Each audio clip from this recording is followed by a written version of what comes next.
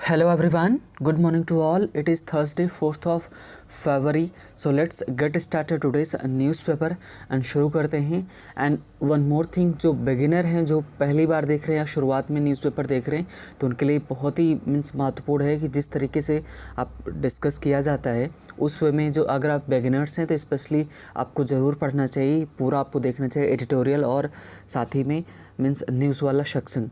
तो चलिए स्टार्ट करते हैं आज का.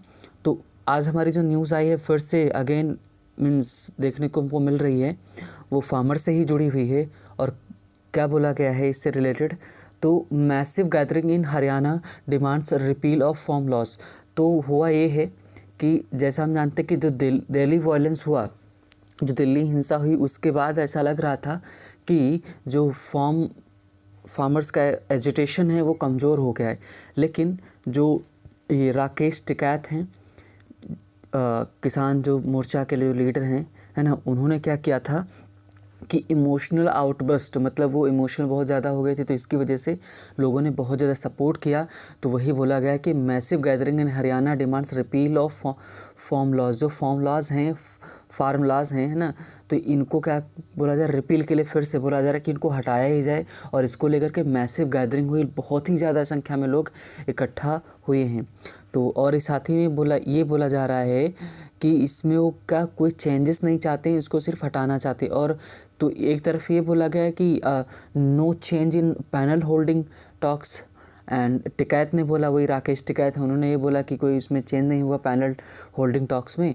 और सरकार ने क्या जवाब दिया है, दूसरी तरफ सरकार ने ये जवाब दिया कि no informal talks with farm unions. जो फार्म यूनियंस हैं, जो उनके साथ कोई इनफॉर्मल टॉक नहीं होगी, जो भी होगा फॉर्मल होगा, औपचारिक तरीके से होगा, उसको लागू किया जाएगा.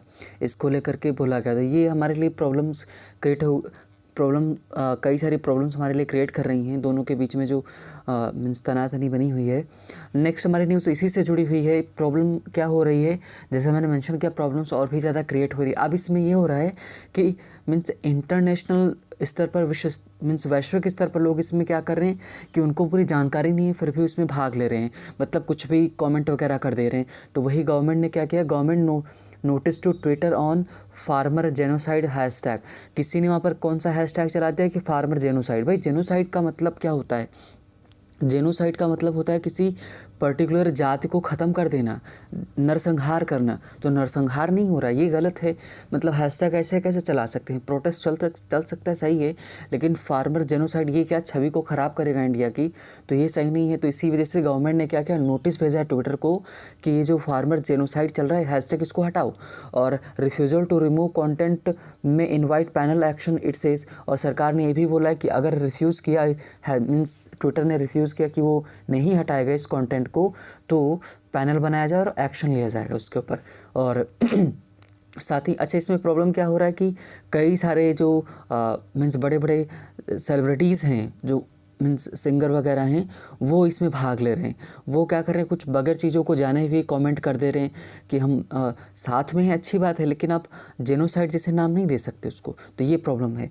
दूसरा क्या कि India flays comments by celebrities. और इंडिया ने क्या किया है, मीन्स फ्ले का मतलब होता है कि कटु आलोचना करना किसकी, सेलिब्रिटीज़. उन्होंने वर्ल्ड लेवल पर सेलिब्रिटीज़ हैं उन्होंने, जैसे इसमें कौन कौन हो गया, एक सिंगर थी जिनका नाम है रिहाना, एंड एक्ट्रेस जो ग्रेटा थम्बर्ग हैं, इन्होंने क्या किया, सपोर्ट किया. और कल एक ट्वीट और भी आया था, जो मीन्स मियाँ खलीफा हैं ना, पोर्न स्टार हैं, उन्होंने भी क्या किया कि कुछ जाने बगैर चीज़ों को मीन्स कमेंट कर दे रही हैं. तो इस वजह से और क्या, मीन्स मिसलीड कर रहे हैं लोगों को, मतलब गलत दिशा में लेके जा रहे हैं. चीज़ें सुधरने वाली होंगी तो सुधर नहीं सकती. तो उसी को चलते इंडिया ने बहुत ही कटु आलोचना की है. Internet yet restored at Delhi borders, है ना, internet not yet stored at Delhi borders, है ना, कि जो इंटरनेट है अभी भी दिल्ली बॉर्डर्स में रिस्टोर नहीं किया गया है, पुनः स्थिति में नहीं लाया गया है. जो नेक्स्ट हमारी न्यूज़ है वो जुड़ी हुई है कि बिहार गवर्नमेंट ने क्या बोला है कि जो प्रोटेस्ट वगैरह करोगे ना आप, कि मीन्स अगर किसी को भी बोला कि अगर वहाँ के लोग क्या करते हैं, प्रोटेस्ट करेंगे, तो उनको हायर नहीं करेगी government. Bihar government won't hire protesters. Bihar जो गवर्नमेंट है, अगर आपके खिलाफ कोई एक्शन लिया गया, कोई भी एफआईआर दर्ज हो जाती है, तो आप गवर्नमेंट जॉब नहीं कर सकते. Opposition criticises police directives call CM are dictator. CM को डिक्टेटर यानी कि तानाशाह बोला है अपोजिशन ने, कि नीतीश कुमार जो है उनका मानना है कि अगर प्रोटेस्ट वगैरह में भाग लेंगे आप तो आप सरकारी नौकरियों से वंचित हो जाएंगे, ये है। और सुप्रीम कोर्ट ने क्या किया, रिफ्यूज़ कर दिया कि इंटरवीन नहीं करेगा, हस्तक्षेप नहीं करेगा किसमें, कन्वर्जन लॉज में, जो यानी कि जो यूपी और कई सारे राज्यों में कन्वर्जन एंटी कन्वर्जन जो लॉ लगाया गया है, मीन्स कानून बनाया गया है, उसमें वो इंटरवीन नहीं करेगा, हस्तक्षेप नहीं करेगा। उसने मना कर दिया कि वो जैसे यूपी हो गया, उत्तराखंड हो गया, इन जगहों पर क्या किया गया है कि एंटी कन्वर्जन लॉ बना दिया गया है। कहने का मतलब है अगर आप ज़बरदस्ती शादी वगैरह करा देंगे, है ना, तो उसके ऊपर मीन्स सरकार कार्रवाई करेगी। तो supreme court refuses to intervene in conversion laws, जो कन्वर्जन लॉ हैं उनके ऊपर मीन्स हस्तक्षेप करने में उसने क्या कि मीन्स बोला कि हम हस्तक्षेप नहीं कर सकते हैं। नेक्स्ट हमारी जो न्यूज़ है वो कल अभी हमने डिस्कस किया था कि जो अमेज़ोन के सीईओ हैं, है ना, उसी से रिलेटेड न्यूज़ थी, लेकिन आज कुछ है अलग है। अमेज़ोन के जो सीईओ हैं जेफ बेजोस, उन्होंने मीन्स क्या किया है कि वो अब सीईओ से हट जाएंगे, चीफ मीन्स एग्जीक्यूटिव ऑफिसर से वो हट जाएंगे। अब इनकी जगह पर कोई दूसरा आ रहा है जिसका नाम है जैसी, है ना, एंडी जैसी, ये आ रहे हैं। कहने का मतलब है जो सीईओ हैं जेफ बेजोस, इन्होंने ही अमेज़ोन को इस्टेब्लिश किया था। और बुक सेलर, कहने का मतलब है ऑनलाइन बुक सेलर एक प्लेटफॉर्म था, अब तो दुनिया की टॉप में नंबर 1 पे जो अमेज़ोन कंपनी आती है, उसने बहुत सारी चीज़ें भी शुरू की हुई हैं। नेक्स्ट हमारी न्यूज़ है कि एक अचंभा टाइप में है हमारे लिए, है कि leopard that change it's spots. कहने का मतलब ये हुआ कि जो लियोपार्ड आपको दिख रहा है ना, जो कैट दिख रही है, इसने क्या किया कि पीछा किया डॉग का, और मीन्स पीछा करते करते बाथरूम में दोनों आ गए, और जो मकान मालिक था, मतलब ओनर था फार्म का, उसने क्या किया, दोनों को बंद कर दिया। लेकिन predator spend hours with the dog in locked room did not harm it, है ना। कहने का मतलब ये प्रेडेटर है, शिकारी है, और ये जो है शिकार है ना, प्रे है। लेकिन लगभग 9 घंटे तक ये बंद रहे हैं, और किसी को एक दूसरे को क्या यही हार्म कर सकता है, मीन्स डॉग तो कर ही नहीं सकता, डॉग कैसे कर पाएगा। तो इसने क्या किया कि डॉग को मीन्स हार्म नहीं पहुंचाया, मतलब नुकसान नहीं पहुंचाया है। और जो नेक्स्ट हमारी न्यूज़ है, जो पिछले साल हुआ, जो दंगा हुआ था दिल्ली में, उससे जुड़ी हुई है, जो प्रोटेस्ट को लेकर हुआ था। तो in Jamia police should have shown restraint, means Delhi court ने बोला है कि पुलिस को थोड़ा सा और संयम बरतना चाहिए था, चीज़ें अच्छी तरह से हैंडल हो सकती थी, है ना, किसमें, जामिया वाले केस में। और means Delhi court dismisses university ने क्या किया कि प्ली डाला है, याचिका दायर की है कि पुलिस के खिलाफ एक्शन लिया जाए, जांच बैठाई जाए, तो उसको डिसमिस कर दिया गया है ना। तो ये न्यूज़ हमारी आज की थी। अब ज़रा कॉलम्स में देख लेते हैं, उसके बाद हम फिर चलेंगे एज यूजुअल एडिटोरियल की तरफ। तो अभी इसी क्या चलते, Shashi Tharoor others move supreme court against sedition charge, इनके पर क्या हुआ है कि द्रोह का केस लगा हुआ है ना, कि राजद्रोह का केस लगा है। तो उसके चलते ये इन्होंने सुप्रीम कोर्ट मूव किया है कि एक पेज को लेकर के मिसलीड किया था, इस वजह से है ना। और नेक्स्ट हमारी न्यूज़ है, बोला गया कि collection of DNA samples will lead to misuse justice Lokur का मानना है कि DNA का सैंपल का कलेक्शन जो है उसका मिसयूज किया जा सकता है, है ना। इसके ऊपर उन्होंने अपने विचार दिए। नेक्स्ट जो हमने कल डिस्कस भी किया हुआ था कि जो हमारा एडिटोरियल था, एडिटोरियल में हमने क्या डिस्कस किया था कि जो म्यांमार की जो चांसलर हैं, है ना, वो क्या नाम है, आंग सान सू ची है ना, उन्होंने क्या किया है कि उनको अरेस्ट किया गया था। अब तख्ता पलट हुआ वहाँ पर हुआ है। तो म्यांमार से आउस्टेड लीडर सूची चार्ज रिमांडेड फॉर 2 वीक्स, मतलब कितना तानाशाही टाइप में है कि वहाँ की आर्मी ने क्या किया है कि जहाँ के नेताओं को अरेस्ट कर लिया, अब इनके ऊपर चार्ज लगाया है कि 2 लगा के क्या किया, 2 वीक के लिए, 2 सप्ताह के लिए रिमांड पे इनको रखा जाएगा, है ना। जुडिशियल कस्टडी वगैरह दी जाएगी, इनसे पूछताछ वगैरह होगी। Have to play really well to beat England says Ajinkya Rahane, जो हमारे टेस्ट क्रिकेट है ना, उसके जो कैप्टन है अजिंक्य रहाणे, उन्होंने क्या बोला कि have to play really well, हमको और अच्छा खेलना होगा अगर हम चाहते हैं कि इंग्लैंड को बीट करें, उसको हराएं। तो ये तो हमारी आज की न्यूज़ थी। Now as usual we are going for the editorial. और आज का जो आपका एडिटोरियल है बहुत ही इंपॉर्टेंट है ना, कि कहने का मतलब अगर आप थोड़ा सा भी इंटरेस्ट रखते हैं इंग्लिश में और मीन्स थोड़ा सा GS वगैरह में, तो आपको ज़रूर पढ़ना चाहिए। इसलिए पढ़ना चाहिए कि आज एक नया सोल्यूशन दिया, अगर आपसे आ जाता है कि पूछता है कि पैंडमिक का इम्पैक्ट क्या रहा, और और इससे क्या प्रॉब्लम्स क्रिएट हो सकती, तो हम तो इन जनरल तो हमको पता है, लेकिन एक अच्छी तरीके से कैसे और भी चीज़ों को सही किया जा सकता है, कैसे और हमारे लिए प्रॉब्लमेटिक है, उसको लेकर बड़ा अच्छे से डिस्कशन किया गया है और आगे हम कैसे चीज़ों को सुधार सकते हैं उनको ऊपर बहुत ही विस्तृत चर्चा की गई है। तो as we know means a lot to know a lot to discuss. चलिए शुरू करते हैं, है ना, कि जो आज हमारा आज का एडिटोरियल है उसकी तरफ। तो टूवर्ड्स सस्टेनेबल ग्रोथ, तो टूवर्ड्स का मतलब एक प्रपोजिशन है ना, किसकी तरफ हम बात कर रहे हैं, टूवर्ड्स सस्टेनेबल। सस्टेनेबल का मतलब क्या होता है कि सतत, सतत का मतलब होता है ये कि जो आज चीज़ें हैं वो कल भी रहें, जो चीज़ें हमारे लिए वो हमारे आने वाली जनरेशन के लिए भी रहे, तो उसको सतत बोला जाता है कि ग्रोथ। कह रहे हैं कि हम किसकी तरफ जाएं, टुवर्ड्स सस्टेनेबल ग्रोथ, और ऐसी ग्रोथ हो, ऐसा विकास हो, ऐसी चीज़ें में वृद्धि हो, मीन समृद्धि हमको मिले कि वहाँ पर सस्टेनेबल हो। ऐसा नहीं हो कि जो हमारे पास रिसोर्सेस संसाधन है, पानी है, पेट्रोलियम, कोयला है, इन सबको हम इतना ज़्यादा खपत करें कि आगे ख़त्म हो जाए। इस तरह से इस्तेमाल किया जाए कि प्रकृति भी मेंटेन रहे, नेचर हमारा भी मेंटेन रहे, उसके साथ हमारे संबंध भी अच्छे रहें, कोई किसी को हार्म भी ना पहुँचे और आगे आने वाले जनरेशन को भी ये सारी चीज़ें मिल जाएँ, तो इसको सस्टेनेबल ग्रोथ बोला जाता है।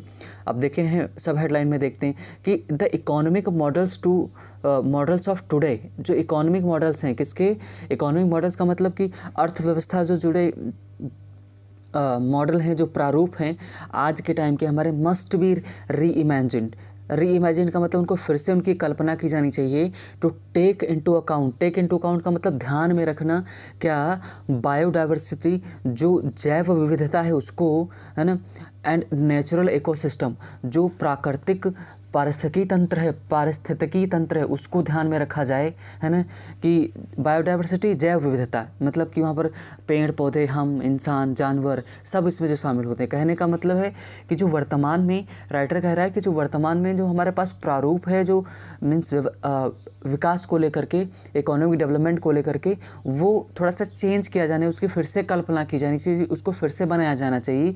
और किसको ध्यान में रख के बनाया जाना चाहिए, हम बायोडाइवर्सिटी जैव विविधता को ध्यान में रखें, नेचुरल इकोसिस्टम जो प्राकृतिक हमारा जो पारिस्थितिकी तंत्र है उसको ध्यान में रखें, जो पारिस्थितिकी जाल है जिसमें एक ऑर्डर है, सब लोग क्रम में जुड़े हुए हैं, एक दूसरे के ऊपर डिपेंड हैं, उसको भी ध्यान में रखा जाए। तब हम इस तरह का हमको नया तरीके से प्रारूप बनाना चाहिए जिसको हम फॉलो करें।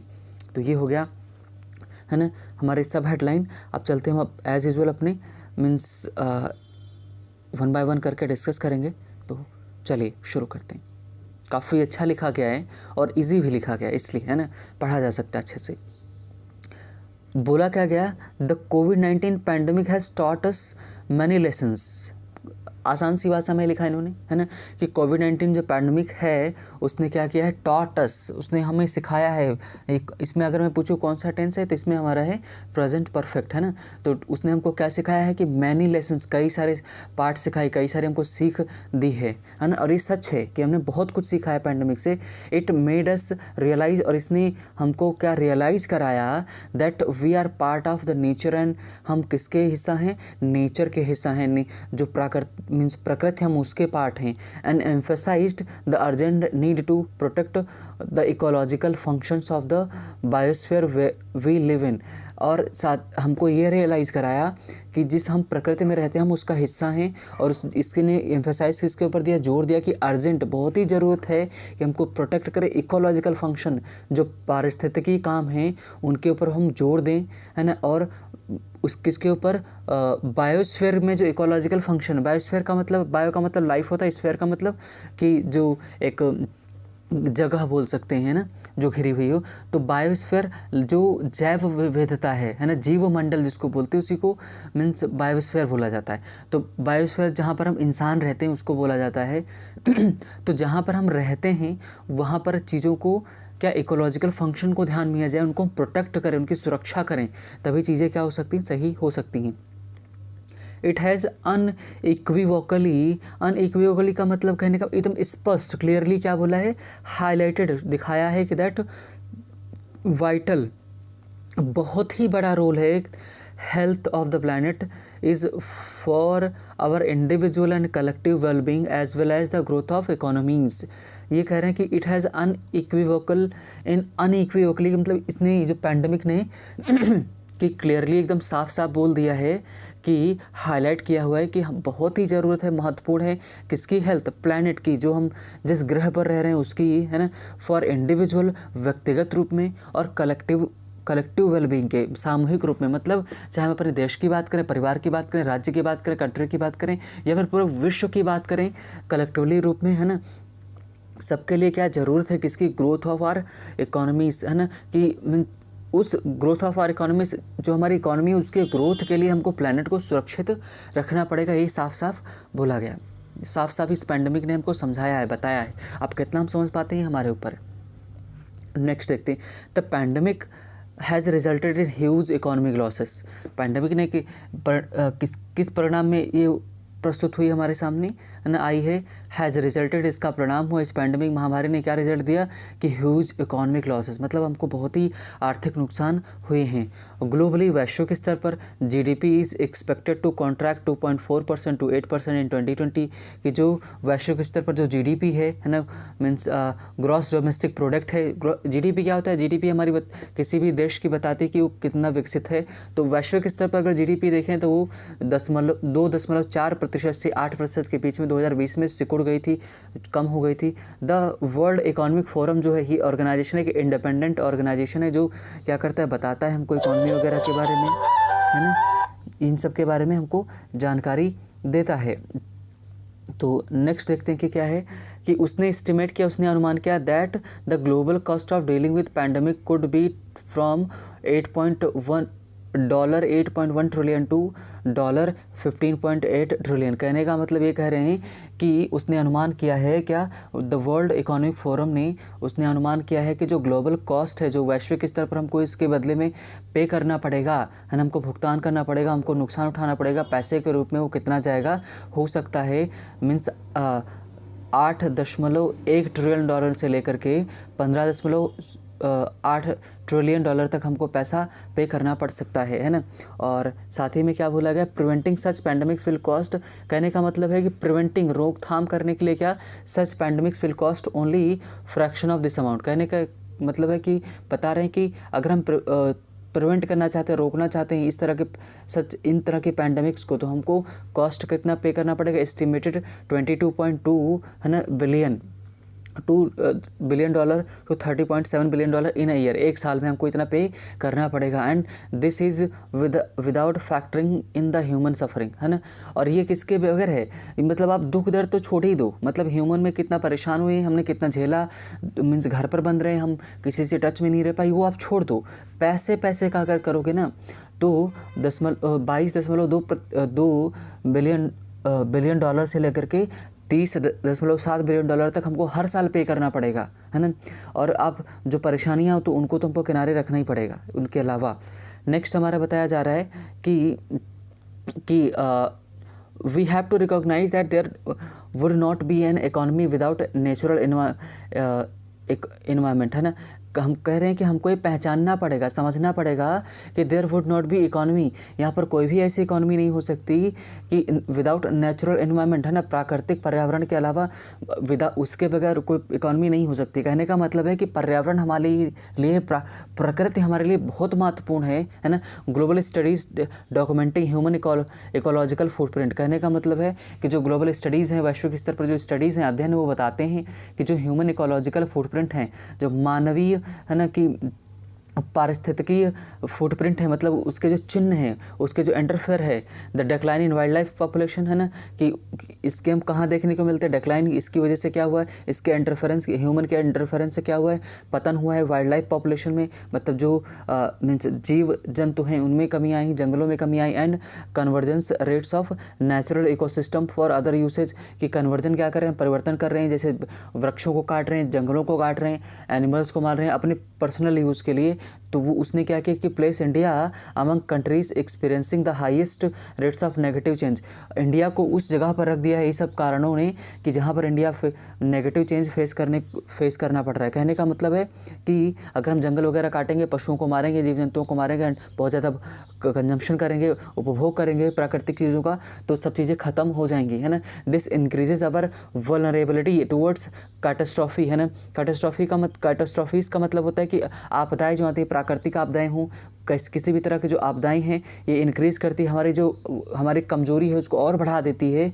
मीन्स किसको लेकर के, जो आपदाएं हैं उनको लेके, अब चाहे इंक्लूडिंग पैंडमिक्स, अब उसमें पैंडमिक्स महामारियां भी शामिल हैं, है ना। कि अगर हम जंगल वगैरह, वृक्षों को, पशुओं को, जीव जंतुओं को, इन सबको मारेंगे, इनमें बैलेंस नहीं बनाएंगे तो हमको बहुत कुछ झेलना पड़ सकता है। एडिशनली, और अगर बात करें, there is a strong correlation between human density, richness of biodiversity.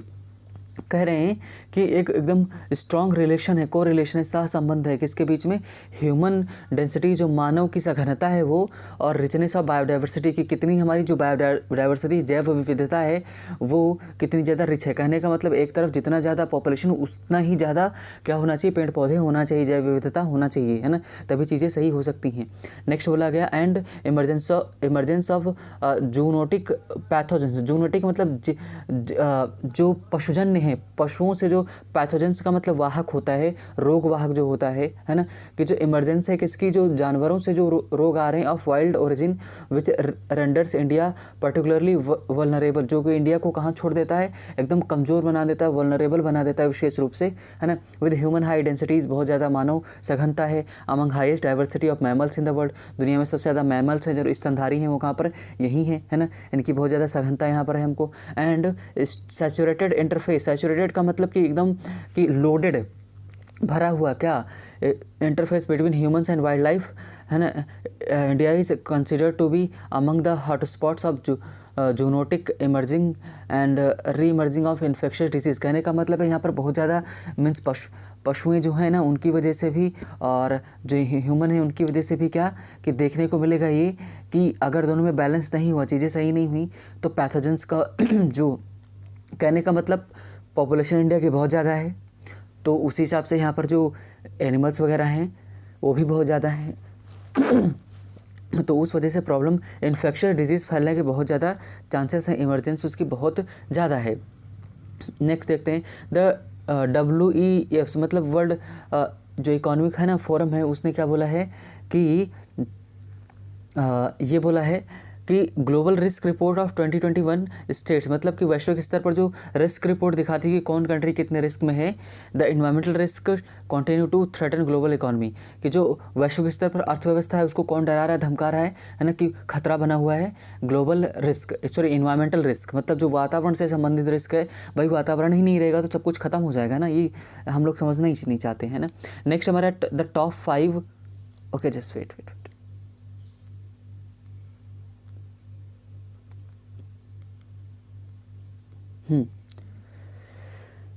जो टॉप 5 है ना, रिस्क आर एक्सट्रीम वेदर, आप टॉप 5 बता रहे हैं। देखो यही पढ़ने का फ़ायदा है कि एक चीज़ें हम डिस्कस कर रहे हैं तो ये हमारे काफ़ी यूज़ में आने वाली हैं, चाहे आप हम मीन्स DD वगैरह ग्रुप डिस्कशन में जाए, हमको इन्फॉर्मेशन मिले, ऐसे राइटिंग हो, है ना, किसी भी तरह से हो, कोई आंसर राइटिंग हो, उन सब में हमको बहुत ज़्यादा हेल्प इसकी मिलने वाली है।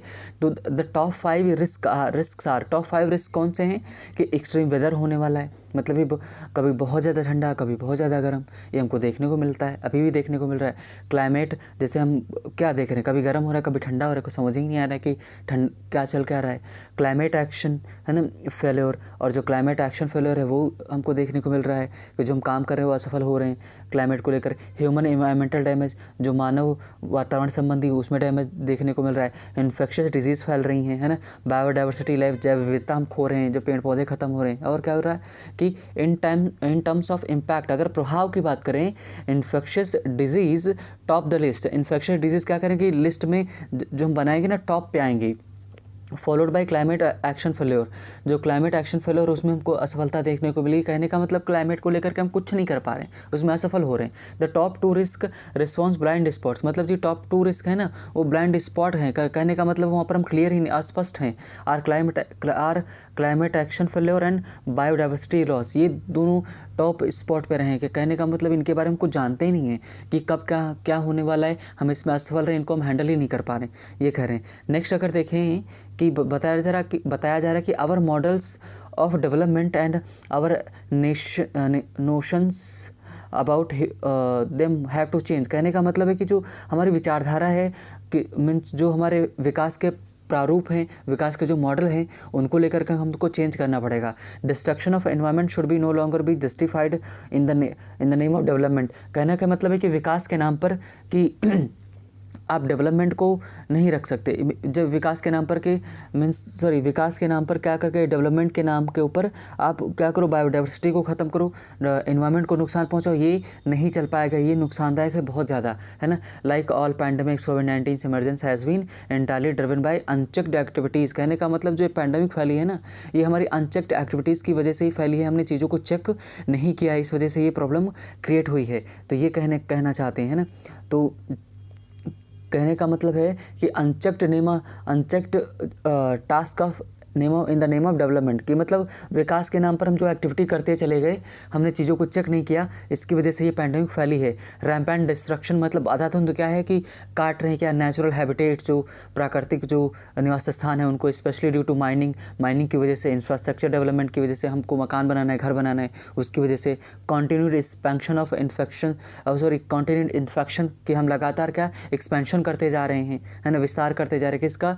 Intensification of agriculture and means intensification का मतलब कि बहुत ज़्यादा तेज़ी से एग्रीकल्चर को फैला रहे हैं। एनिमल हस्बेंड्री मतलब पशुपालन बहुत ज़्यादा, और साथ ही में एज वेल एज अनस्ट्रेन्ड कंजम्पशन कि हम बगैर रोकथाम के कंजम्पशन कर रहे हैं, उपभोग कर रहे हैं। हैव डिसरप्टेड नेचर, इस नेचर को इसने क्या क्या डिस्टर्ब कर दिया है। इंक्रीज कॉन्टैक्ट, और जो हमारा जो कॉन्टैक्ट है किसके बीच बढ़ रहा है? वाइल्ड लाइफ और means contact between wild life and live stock, pathogens and people, ये बढ़ता जा रहा है। कहने का मतलब है कि हम बहुत ज़्यादा हस्तक्षेप करते जा रहे हैं, इस वजह से हमको प्रॉब्लम्स देखने को मिल रही है ना। कि पैथोजेंस का मतलब जो रोग वाहक होते हैं, पीपल लोगों के बीच में जो, कहने का मतलब बहुत ज़्यादा जब आप करें कहाँ जाएंगे अंदर, जैसे बहुत सारी जगह ऐसी थी जहाँ पर हमने गए ही नहीं, जंगलों में अंदर गए ही नहीं, तो वो हमसे छूती रही, तो चीज़ें एकदम नॉर्मल रही, और जैसे हम उनको क्या कर डिस्टर्ब कर रहे हैं, है ना, वो हमको प्रॉब्लम क्रिएट कर रही हैं, हमको कहीं ना कहीं घाटा नुकसान दे रही हैं। Setting a stage for the pandemic to take hold for a life, है ना, fold of our life. Take hold का मतलब क्या होना कि अपने गिरफ्त में ले लेना, है ना। मतलब कहने का मतलब है हम जब बहुत ज़्यादा छेड़छाड़ करेंगे तो बहुत चीज़ें हमको नुकसान में आएंगी, हमको पता ही नहीं, हम जाके वहाँ पर रिसर्च करते सब कुछ करते हैं जाके, तो क्या हो रहा है कि रोग वगैरह फैल रहे हैं, इसकी वजह से हमारी गिरफ्त में हम उनकी आ जा रहे हैं, उनकी चपेट में आ जा रहे हैं, है ना। Pandemic risk can be significantly lowered by reducing human activities that drive the loss of biodiversity. कहने का मतलब है कि जो पैंडमिक है ना, पैंडमिक वगैरह महामारी है, इस रिस्क को हम महत्वपूर्ण तरीके से कम कर सकते हैं, रिड्यूस कर सकते हैं। कैसे? जो हमारी एक्टिविटीज़ हैं बायोडाइवर्सिटी को लेकर के, कि हम बायोडाइवर्सिटी अपनी ख़त्म करें, जैव विविधता ख़त्म करें, पेड़ पौधे एनिमल सबको मार रहे हैं उनको हम कम करें, वहाँ पर इंटरफेयर कम करें, है ना, तो हम चीज़ों को कम कर सकते हैं। It will help prevent the spillover of new diseases, है ना। स्पिलओवर का मतलब फैलना, न्यू डिजीज़ेस को हमको रोक सकते हैं ना। बाकी इसमें इन्होंने लास्ट वाले पैरा में क्या किया हुआ है कि मीन्स थोड़ा सा सोल्यूशन बताया कि कैसे चीज़ें सही हो सकती हैं। इन्होंने बोला कि नए हम स्टेप्स ले सकते हैं, रिसर्च लें, है ना, बजाय कि हम पेड़ पौधों को काटें, है ना, और नए मॉडल बनाए जिसमें हम जो बायोडाइवर्सिटी है, जैव विविधता है, एनवायरनमेंट, हम उसको ध्यान में रखें। तो कहने का मतलब इन्होंने क्या किया कि पैंडमिक को एनवायरनमेंट से कनेक्ट किया है, आगे वाली समस्याओं के बारे में हमको अवेयर कराया है। अब देखते हैं कि अब हमारे ऊपर हम क्या करना चाह रहे हैं, है ना। तो मीन्स सोचिए, इसके ज़रूर सोचिएगा कि हाँ हम क्या कर सकते हैं सस्टेनेबल डेवलपमेंट के लिए। इवन लोग अभी अवेयर नहीं है, लगातार रिसोर्सेज का इस्तेमाल कर रहे हैं हम। इवन गांव में क्या करते हैं, पानी वगैरह इतना ज़्यादा इस्तेमाल करते हैं, हमको कोई टेंशन ही नहीं है ना कि। और बहुत सारे देश क्या है सफ़र कर रहे हैं वाटर स्कार्सिटी, तो हमको भी सफ़र करना पड़ सकता है। इंडिया में ये 2021 ख़त्म होते होते लगभग 20 से ज़्यादा सिटीज़ ऐसी होंगी जो जिनके पास पीने के लिए पानी नहीं होगा, है ना। तो क्यों हो रहा है? क्योंकि मानव का जो इंटरफेरेंस है बहुत ज़्यादा बढ़ रहा है ना। तो इसको हमको क्या लगाम लगानी पड़े, रोकना पड़ेगा, है ना, हमको रिसर्च करना पड़ेगा, लेकिन मीन्स बायोडाइवर्सिटी के साथ छेड़छाड़ किए बगैर, है ना। तो और डेवलपमेंट कैसा हो, सस्टेनेबल डेवलपमेंट हो। तो यहीं से हमारा एक टॉपिक निकल के आता है, डेवलपमेंट वर्सेस एनवायरनमेंट, है ना, which one is more important for us. Development, है ना, जैसे मैं टॉपिक बोलूँ कि डेवलपमेंट वर्सेस, है ना, एनवायरनमेंट, कि इनमें से कौन ज़्यादा इंपॉर्टेंट है ना। तो इसके ऊपर आप विचार करिएगा कि डेवलपमेंट हमारे लिए ज़्यादा इंपॉर्टेंट है या एनवायरनमेंट ज़्यादा इंपॉर्टेंट है ना। तो आज हम यहीं पे रोकते हैं और मीन्स मिलते हैं नेक्स्ट डे। अगर आपको सेशन पसंद आ रहा है ना, तो मीन्स लाइक करें and also subscribe. So thank you for listening, है ना, for your patience with patiently. Thank you.